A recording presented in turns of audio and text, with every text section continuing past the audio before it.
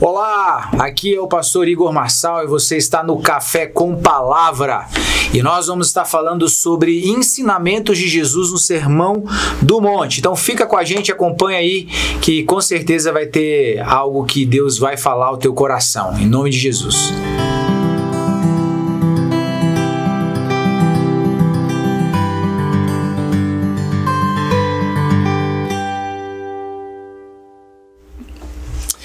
Então vamos lá, mais um Café com Palavra, pastor Zait, pastor Arnaldi, de volta à mesa aí, bem-vindo, pastor Arnaldi. Seja bem-vindo. Pastor Zait trouxe sua xícara finalmente, apresenta sua xícara aí, pastor Zait, olha aí, ó, é outro nível. E aqui conosco também o Samuel, meu irmão, tá aí com a gente também, colaborando, contribuindo aí nessa nossa caminhada. E aí, pessoal, vamos que vamos então, né? Vamos começar o nosso papo aqui. Nós estamos no Sermão do Monte. Aqui Jesus trazendo alguns ensinamentos para nós. E nós estamos aqui no verso 21, na nossa sequência aqui. Vou ler aqui para a gente poder começar nosso papo. Diz assim: ouviste que foi dito aos antigos, não matarás, mas quem assassinar estará sujeito a juízo.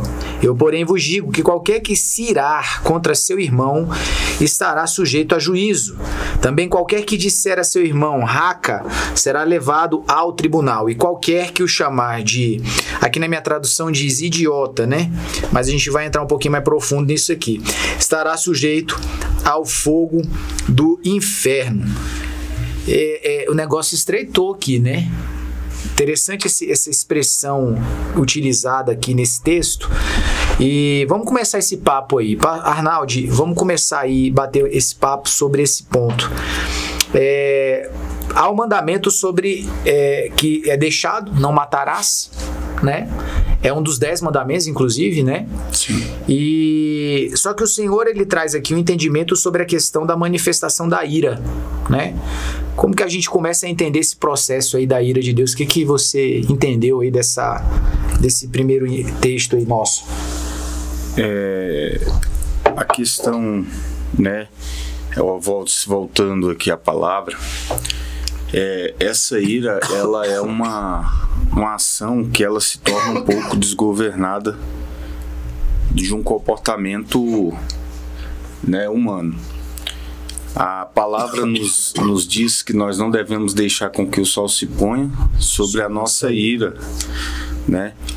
Isso nos demanda que essa ação, ela precisa ser guardada para que ela não seja de uma forma direta, manifesta ao ponto de prejudicar a morte, né?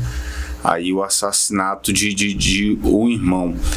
Essa ação aqui, quando a palavra nos traz, né, esse ponto, principalmente aqui dentro dessa questão do versículo 22, pastor, sim, a questão do raca, né, que o senhor leu aí, a versão aí deu uma rasgada bem, né?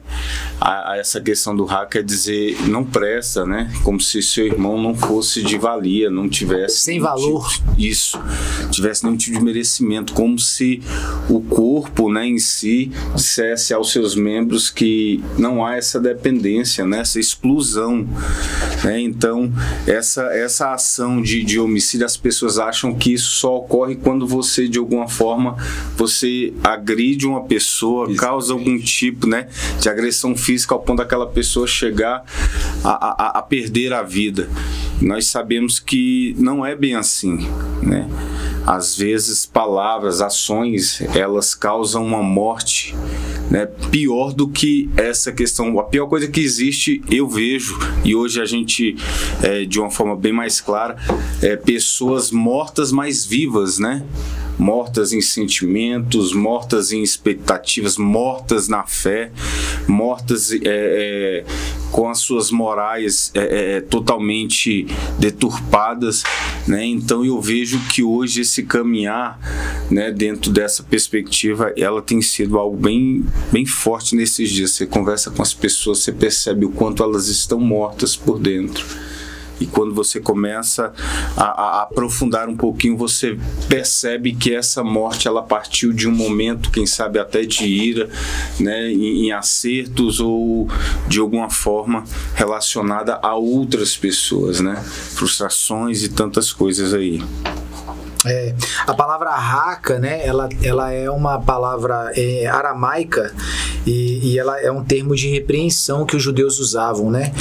Referir a pessoa exatamente, né, desatribuir valor dela, né?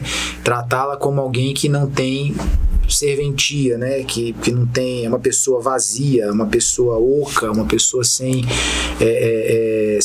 qualquer tipo de, né? Valor algum, valor, né? Não acrescenta nada, não agrega nada, né?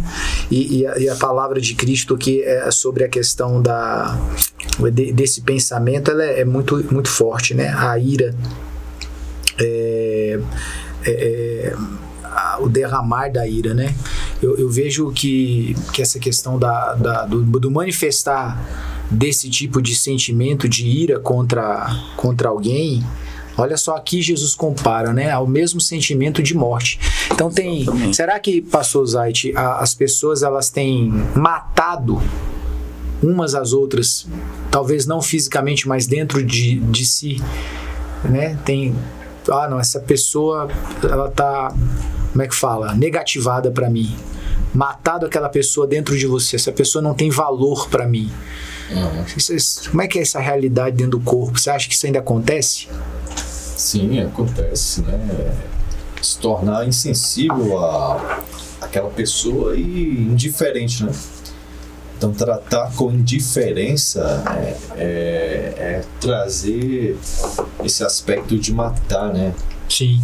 Você às vezes não verbaliza, mas no seu sentimento, interior, né? Você bloqueia, né, aquela pessoa como se ela não tivesse significado nenhum.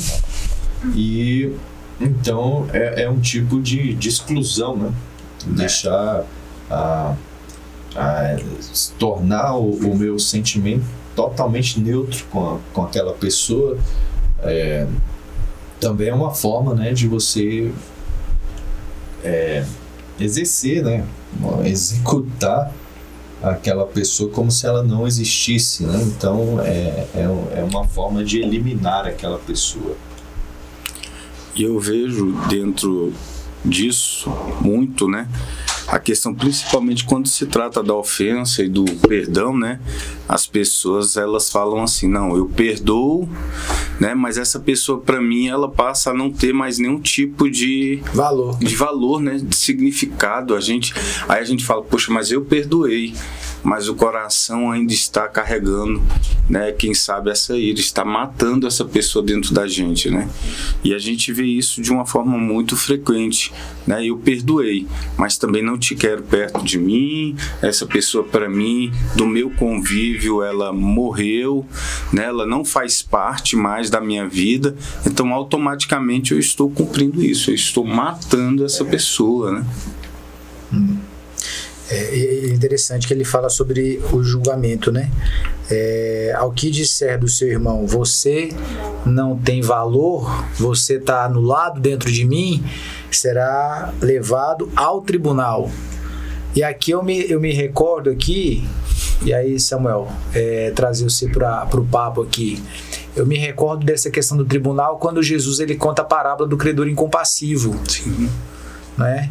Então, a questão ali de ser levado a um lugar de julgamento, porque eu gozo de um benefício da parte de Deus, de o Senhor me ama. E aí é igual o Arnaldo estava falando ali, o Deus me ama e não me rejeita. Ele me perdoa e não me rejeita. Exato. Ele me perdoa e ele me insere.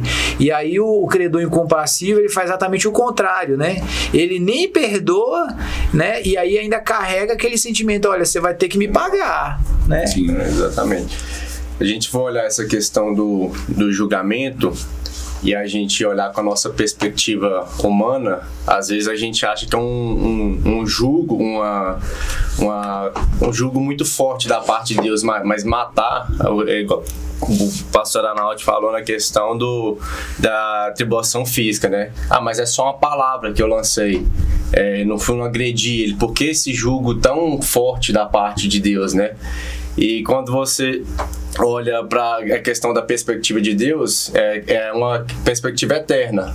Então, matar a pessoa no contexto físico, se para uma pessoa que tem uma pessoa que tem a perspectiva eterna, é muito diferente, porque se matar ela espiritualmente, igual com a palavra, é muito mais profundo para Deus. E por isso que ele entende através da eternidade. Então, a gente olha assim, mas o julgo foi muito forte da parte de Deus. Só lancei uma palavra, só estou evitando essa pessoa, né? Eu não agredi ela fisicamente, eu não fiz nada, só apenas evitando.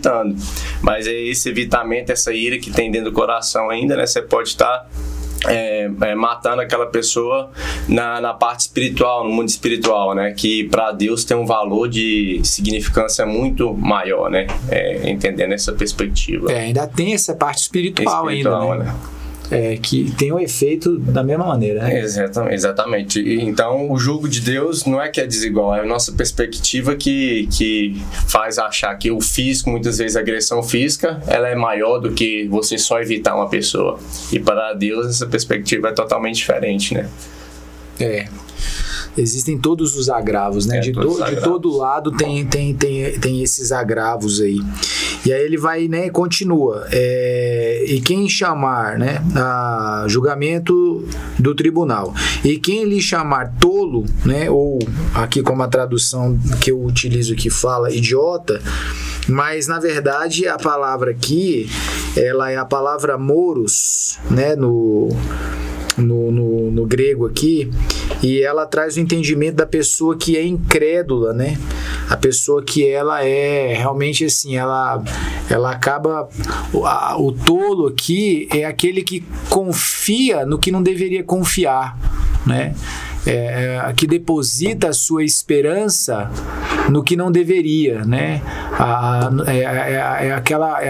Aquela sensação, aquela atitude daquela pessoa que, enfim, que a gente percebe que de alguma maneira o seu perfil de atitude, de comportamento vai levar a nada. Não tem isso? Quando a gente vê, cara, a pessoa tá ali, tá investindo, tá dedicando, sei lá, tempo, mas a gente sabe, pela experiência, talvez a gente vê, cara, isso aí não dá em nada. A pessoa insiste em querer acreditar, né? Insiste em querer viver aquilo. Então, esse tipo de perfil, aí ele diz, olha, e quem considera alguém dessa forma estará sujeito ao fogo do inferno, vai além, né? Então, como é que isso é sério, né? Essa questão. Fica forte, né, pastor? Fica forte demais, né? É um apontamento duro, né? E assim, não sei se vocês têm essa percepção, mas para mim, pelo menos, parece que o primeiro item, ele é mais sério, assim. Raca. O raca, que é considerar alguém sem valor, né? Essa pessoa morreu pra mim.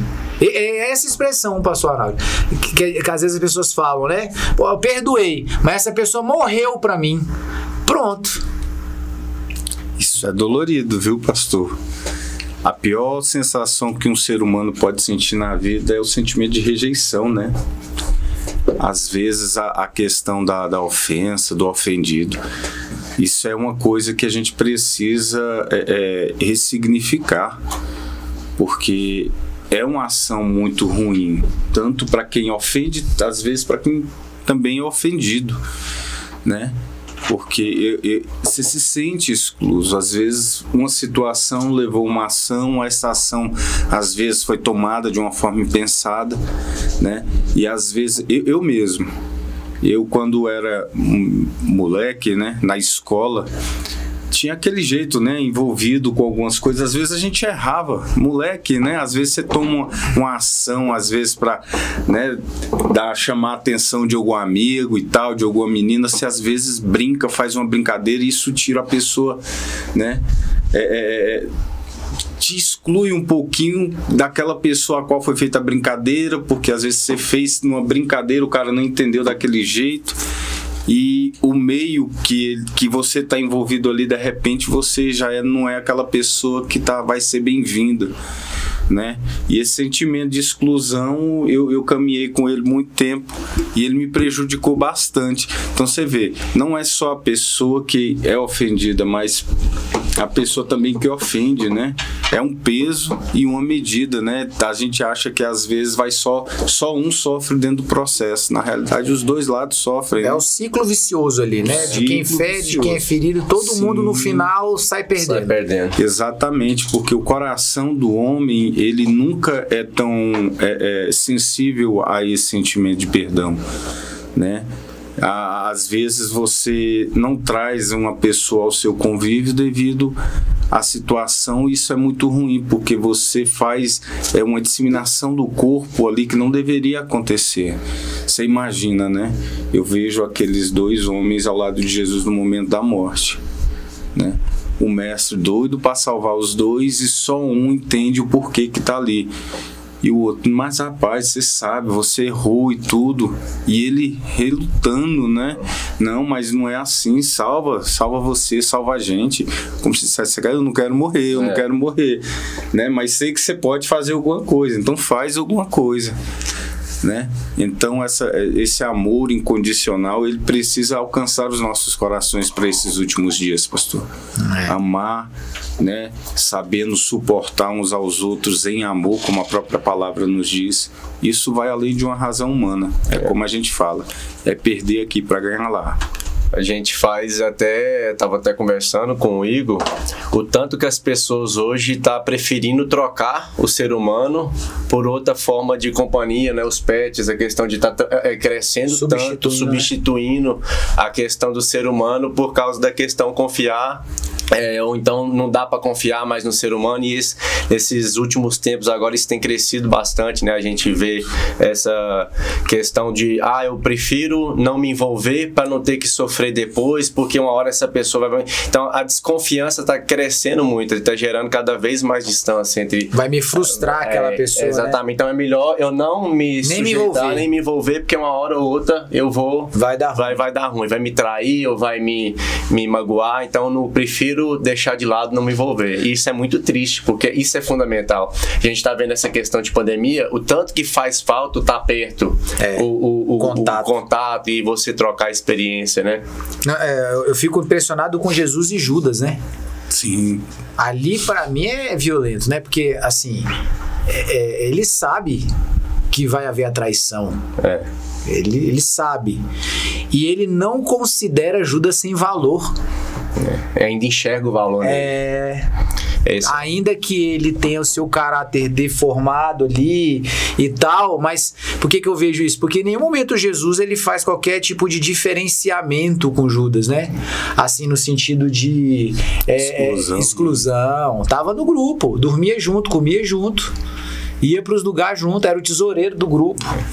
Então, assim, tinha responsabilidade dentro do grupo. Então, assim, não era o raca, não era o sem valor, né?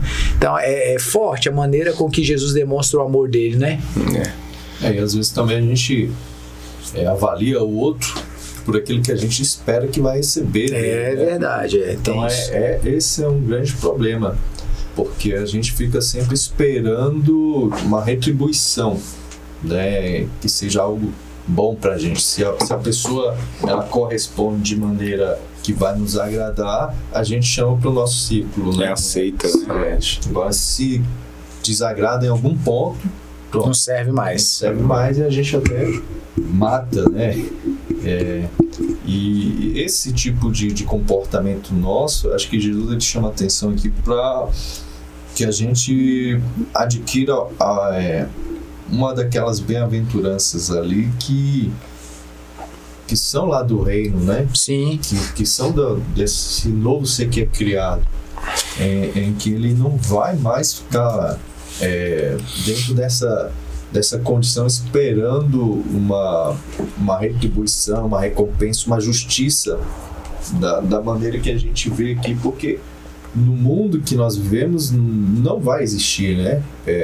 Essa correspondência igualitária. Sim. Né? Porque as coisas, por causa do pecado, tomaram deformidades, né? Todo relacionamento ficou comprometido.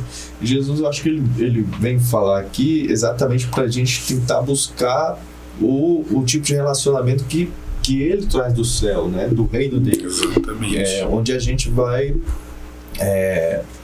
tentar usar aquele altruísmo, né? Sim. Mas não na questão somente de uma entrega, né?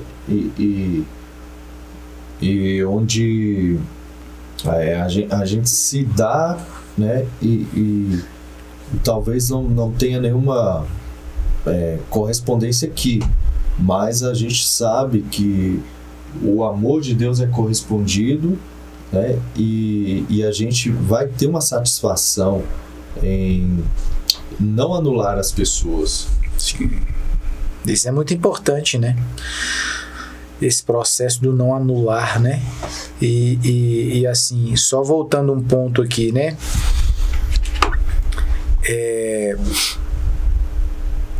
É muito interessante, uma das coisas aqui que eu vejo é Jesus, ele aumentando a amplificação que ele faz dos processos dos ensinamentos, né? Você vê, ó, foi dito pelos antigos, não matarás, né? Aí ele afunda o negócio, né? Sim. Ó, se você se irar contra seu irmão, primeiro, se você chamá-lo de raca, terceiro, se você tê-lo como um tolo. Então, assim, enquanto muito o religioso está olhando, né, para a perspectiva apenas, eu não posso matar, mas o Senhor, ele mostra que existem muitas outras maneiras que a ferida ela é tão mortal, né, quanto a morte física é. Então, às vezes a gente tem que ter essa sensibilidade, eu sinto, sabe? De sempre olhar para a pessoa, em primeiro lugar, vê-la como uma pessoa. Eu vejo que a gente tem muito problema dentro dos relacionamentos quando a gente começa a institucionalizá-los, né? Eu acho que alguém falou aqui sobre a questão, não lembro quem foi, acho que foi o Arnaldi ou Fosati, não lembro agora, que a gente estava falando sobre a questão da expectativa que a gente tem na pessoa, né? Fosati, né? Então, assim, isso é institucionalizar. Eu só me relaciono com você porque eu estou esperando que você faça algo por mim. Então, essa relação de troca, ela mata o relacionamento, né? Porque o relacionamento, ele vira uma troca, não é amor. Eu não me relaciono com você porque você é uma pessoa, é um ser humano, é um filho de Deus, é uma criação de Deus, não. Eu me relaciono porque eu sei que alguma coisa eu vou ganhar. Entende? Eu institucionalizo. E é quando eu começo a institucionalizar as coisas que isso aqui começa a acontecer. E a ira, por que a ira? Eu vejo muito isso. A ira, ela tem muito a ver com essa pegada, né? Eu esperava algo, esse algo não veio. A frustração, né? Me frustrei. E aí vem a manifestação emocional em cima daquilo lá. Aí a sensação de autojustiça, ixi, né? Aí sobe. Você não presta para o meu ciclo, né? Você não serve para mim, porque a pessoa só vale o que ela produz, né? Então, ela não conseguiu produzir. Esse cara não serve para nada. E isso vem construindo desde da infância, né? Se você parar para pensar, isso vem construindo desde do primórdio, própria criação, às vezes muito de pai e filho na Sim. primeira relação já é na base de troca, que não deveria ser dessa forma. Então verdade. Você já vem colocando isso que só tem valor quando eu ganho alguma coisa, só tem valor quando eu ganho alguma coisa. É quando cresce, aquilo ali já está institucionalizado na cabeça, né? Da pessoa, da criança. E o mundo... Aí uma criança que cresce assim, aprendeu assim, quando ela tiver a ela faz a mesma dela, coisa. vai a mesma coisa. E nisso você cria um ciclo, né? É muito forte isso. Porque não é por causa do valor. Ó, filho, faz o dever de casa, porque, cara, você precisa estudar. Você precisa entender que amanhã isso... E aí a gente não tem paciência. A verdade é essa. Né? Você faz isso 2 vezes, a terceira você não tem mais paciência para aquilo lá, você já... Aí você faz, porque senão ou você apanha, ou faz porque eu deixo você brincar na rua, jogar videogame, eu te dou um chocolate, e aí o guri vai lá, faz, né? Por causa da troca. E pronto, exatamente, a correlação.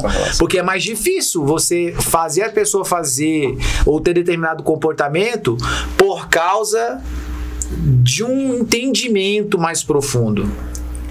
É o tal do eu preciso me dar para chegar, né? Se eu não fizer, se eu não bajular, se eu, né, não corresponder, se eu não chego lá. Então eu preciso, às vezes as pessoas se submetem, principalmente dentro da área secular, a gente vê demais isso, né? Os caras se submetem ao ponto de faltar lamber o chão do chefe, né? Aí quando chega na igreja o pastor fala, meu querido, lava o banheiro para nós. É isso, pastor? Como assim? Uai, tá me estranhando, né? O que tá acontecendo com o senhor? Não me conhece mais não, hein? Nasci pra ser cabeça. É uma coisa, pastor, que eu carrego. Existe uma frase que diz, eu não posso cobrar nada de ninguém que eu não esteja disposto a fazer. É verdade. Então, eu acho que começa tudo por aí. Se olhar para uma questão mais interessante ainda, dessa parte da criação, você só ama, o amor só tem quando a pessoa primeira é objeto de respeito, você só ama uma coisa que você respeita. Se você respeita e admira, você ama. Então, como que você vai amar alguma coisa que você não respeita e não admira? A questão da criação, né? Os pais pararam de se fazer respeitados e também com isso perdeu a admiração do filho, né? Então fica só a questão da troca. E a geração nova perdeu muito isso, a gente vê muito isso. Aí fica pesado, né? Muito. Fica pesado. Realmente. É um aspecto que é confuso. Confuso não, complexo, né? E se tem uma coisa que a gente precisa resgatar, então é isso daí, né? As pessoas têm valor. Muito. As pessoas têm valor. E o valor delas, a gente fala muito isso aqui, o valor delas não é pelo que elas podem produzir, nem pelo que elas podem proporcionar. Elas têm valor porque elas são pessoas, né? São pessoas, são objeto do derramar do sangue de Jesus na cruz, né? O valor que nós temos é esse. E existe um ponto também. Às vezes a gente mesmo se deprecia, né? Verdade. A gente não sabe entender e enxergar o valor que nós temos, né, para com Deus. E aí eu me lembro muito daquele exemplo que a gente tem do projeto das viúvas da Índia, da MCM, né? De um dos testemunhos de uma das viúvas que ela julgava que ela merecia aquele destino, né? Para quem não sabe do que a gente está falando, na Índia ainda há uma cultura religiosa de que a viúva, né, ou seja, a esposa do marido que morreu, ela perde todo o direito a bem, a propriedade, ela não tem direito a nada.